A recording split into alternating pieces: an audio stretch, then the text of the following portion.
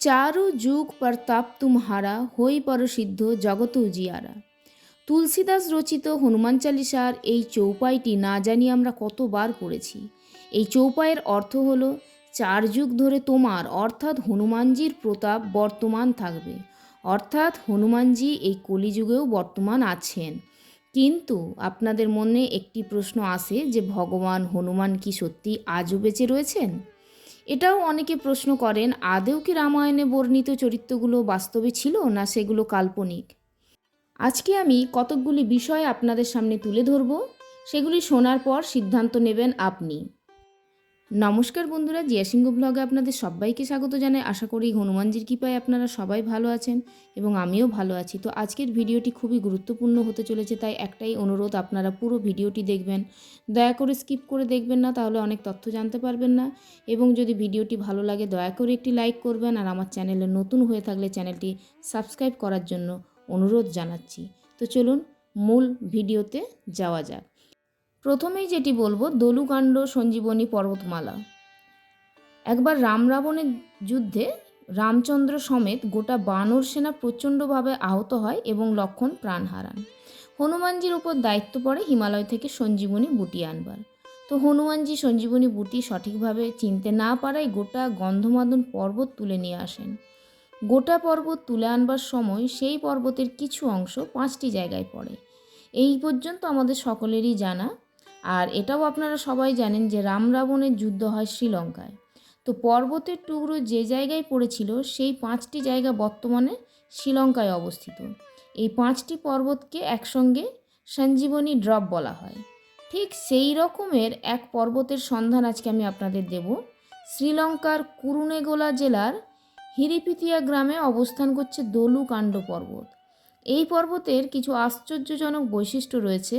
এই পর্বতের উদ্ভিদগুলোর বৈশিষ্ট্য ভারতের হিমালয় পর্বতমালার সঙ্গে মেলে। এই পর্বত ভেষজ গাছে পরিপূর্ণ, যা যে কোনো জটিল রোগ নিরাময়ে অব্যর্থ বলে বিশ্বাস করা হয়। হিমালয় থেকে কয়েক হাজার মাইল দূরে হিমালয়ের বৈশিষ্ট্য সম্পন্ন পর্বত পাওয়া সত্যিই আশ্চর্যের।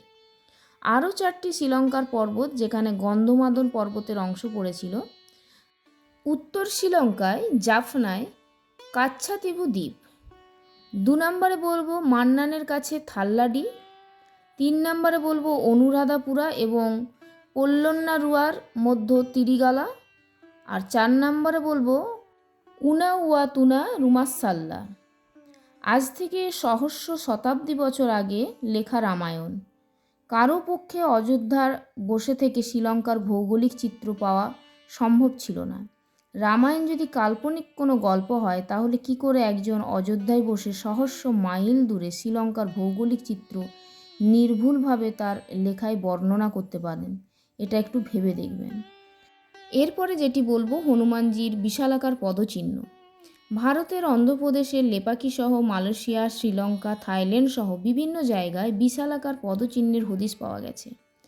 প্রত্নতত্ত্ববিদের মতো এই পদচিহ্নগুলি কয়েক লাখ বছর পুরনো, যা রামায়ণের সময়কালকে নির্দেশ করে। এই পদচিহ্নগুলো আকারে এতটাই বড় যে এগুলো মানুষের পদচিহ্নর মতো দেখতে মনে হলেও এর বিশালাকৃতি দেখে মনে হয় এটি কোনো সাধারণ মানুষের পদচিহ্ন নয়।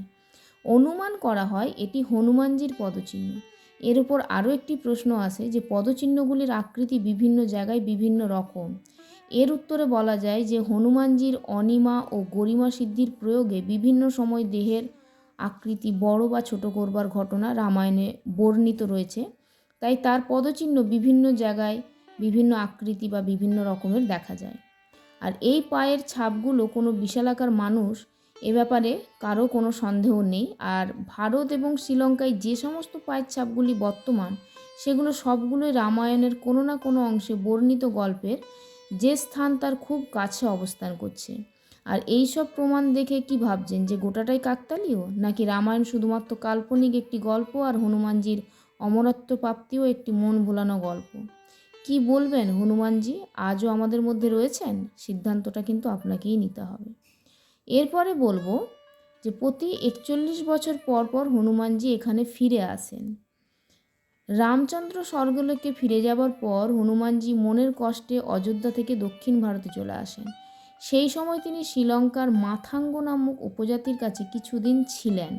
এই উপজাতির লোকেরা বিভীষণের বংশধর বলে মনে করা হয়। এই উপজাতির লোকেরা হনুমানজিকে অনেক শুশ্রূষা করেন। তাদের সেবায় মুগ্ধ হয়ে হনুমানজি সেই উপজাতির লোকেদের ব্রহ্মজ্ঞান জ্ঞান দান করেন। হনুমানজি কথা দেন তাদের পরবর্তী প্রজন্মকে ব্রহ্মজ্ঞান দিতে প্রতি 41 বছর পর পর তিনি ফিরে আসবেন। ঠিক সেই আদিবাসীদেরই একটি সমীক্ষা করে শ্রীলঙ্কার সিতু নামে একটি ধার্মিক সংগঠন, তারা সেখান থেকে একটি লিখিত আকারে একটি লগ বই উদ্ধার করেন।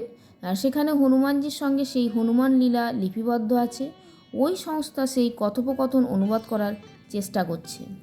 হনুমানজি সেই উপজাতিদের মধ্যে শেষ এসেছিলেন 2014 সালে। সেখানেই চরণ পূজা এবং সাক্ষাৎ হনুমান পূজা অনুষ্ঠিত হয়। আর যে স্থানে এই দুটি অনুষ্ঠান সংগঠিত হয় সেই স্থানকে বলা হয় হনুমণ্ডল। হনুমানজি যখন তাদের মধ্যে ছিলেন তখন এক ব্যক্তি একটি ছবিও তোলেন, কিন্তু ছবিটি খুবই অস্পষ্ট। ওই স্থানে হনুমানজি আবার 2055 সালে পদার্পণ করবেন বলে ওই উপজাতির প্রধানের দাবি। সেই আধ্যাত্মিক ধার্মিক সংগঠন সিতুর দাবি, আজ পর্যন্ত কোনো বৈজ্ঞানিক সংগঠন ভুল বলে দাবি করেননি, বরং তাদের অনুসন্ধান চলছে একদম বৈজ্ঞানিক উপায়ে। এবং সেই লগ বইয়ের অনুবাদের প্রথম খণ্ড তারা প্রকাশও করেছেন। এত কিছু রিসার্চের পরও কি আপনার মনে হয় না যে হনুমানজি আজও জীবিত? এরবার কিন্তু সিদ্ধান্ত আপনাদের নিতে হবে। 4 নম্বরে বলবো হনুমানজির জীবন্ত ছবি। কৈলাসের মানস সরোবরের তীর্থযাত্রার কথা আপনাদের সকলেরই জানা। সেখানে যেতে গেলে ভারত সরকার তীর্থযাত্রীদের পূর্ণ ডাক্তারি পরীক্ষা করে তবেই তীর্থযাত্রার ছাড়পত্র দেওয়া হয়। ঠিক সেই রকমেরই কর্ণাটকের 3 বন্ধু মানস সরোবরের ছাড়পত্র পেয়ে তীর্থে যান। সেখানেই তারা ঘুরতে ঘুরতে এক পাহাড়ের গুহার সামনে আসেন। তারা লক্ষ্য করে যে পাহাড়ের এক গুহা থেকে আলোর জ্যোতি বেরোচ্ছে।